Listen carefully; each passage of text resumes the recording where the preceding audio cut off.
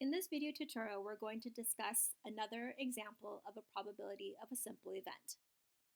In our question, Katie rolls a dice, and the dice has 1, 2, 3, 4, 5, 6.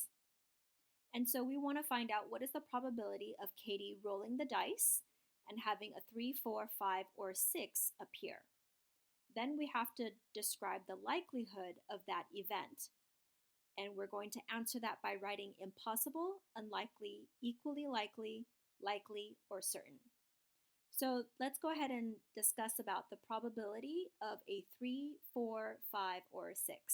So think about the formula to find the probability of simple events, which is the number of favorable outcomes divided by the number of total outcomes.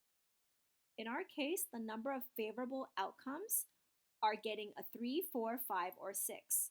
So our numerator should be 4 favorable outcomes.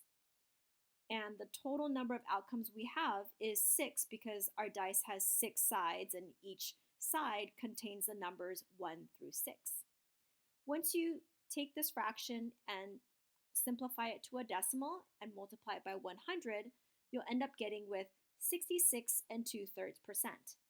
So now let's finish this off by discussing the likelihood of this event occurring.